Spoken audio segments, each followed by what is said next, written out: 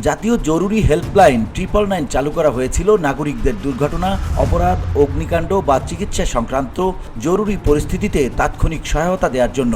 তবে সাম্প্রতিক ঘটনাবলী উদ্বেগের কারণ হয়ে দাঁড়িয়েছে, কারণ এই সেবা এখনও আওয়ামী লীগ সংশ্লিষ্ট সিন্ডিকেট এবং একটি ভারতীয় সফটওয়্যার কোম্পানির প্রভাবাধীন রয়েছে, যা জাতীয় নিরাপত্তার জন্য হুমকি হিসেবে বিবেচিত হচ্ছে।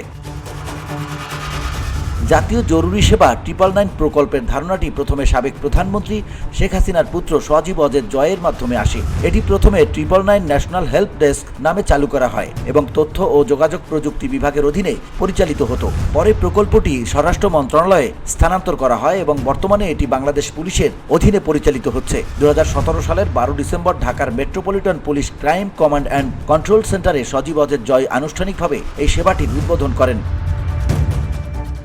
প্রকল্পের শুরু থেকেই এর পূর্ণাঙ্গ বাস্তবায়ন দেওয়া হয়েছিল দিককন টেকনোলজিস লিমিটেডকে, যার মালিক ওয়াহিদুর রহমান শরীফ সজীব ওয়াজেদ জয়ের ঘনিষ্ঠ সহযোগী। প্রতিবেদনে উল্লেখ করা হয়েছে যে তারা দুজনেই ইউনিভার্সিটি অব টেক্সাসে একসঙ্গে পড়াশোনা করেছেন। এছাড়া প্রাক্তন জ্বালানি প্রতিমন্ত্রী ও আওয়ামী লীগের গবেষণা প্রতিষ্ঠান centre for research and information এর গুরুত্বপূর্ণ সদস্য আবিরের মালিকানাধীন মাল্টিমিডিয়া কন্টেন্ট অ্যান্ড কমিউনিকেশন লিমিটেডও যৌথভাবে এই প্রকল্পের অংশীদার ছিল।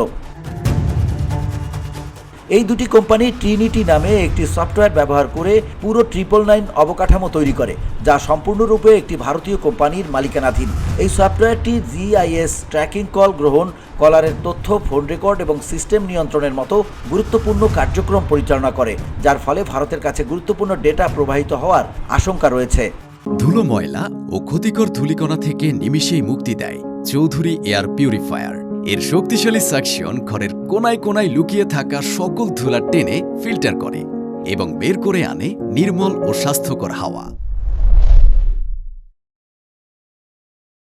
2024 সালের 5 আগস্ট আওয়ামী লীগ সরকারের পতনের পর 2024 সালের 12 ডিসেম্বর 999 কর্তৃপক্ষ জাতীয় জরুরি সেবা 999 এর আপগ্রেডেশন ও সম্প্রসারণ শীর্ষক একটি নতুন টেন্ডার আহ্বান করে। তবে রাজনৈতিক পরিবর্তনের পরও একই সিন্ডিকেট প্রকল্পের নিয়ন্ত্রণ ধরে রাখার চেষ্টা করে। যেহেতু দিককন টেকনোলজিস লিমিটেড সরাসরি অংশ নিতে পারছিল না, তাই তারা স্মার্ট টেকনোলজিস নামক অন্য একটি কোম্পানিকে সামনে এনে টেন্ডারে অংশগ্রহণ করায় বলে অভিযোগ রয়েছে।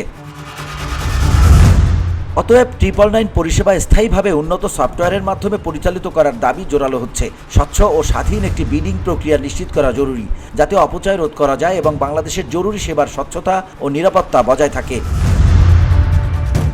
VOD Bangla news desk.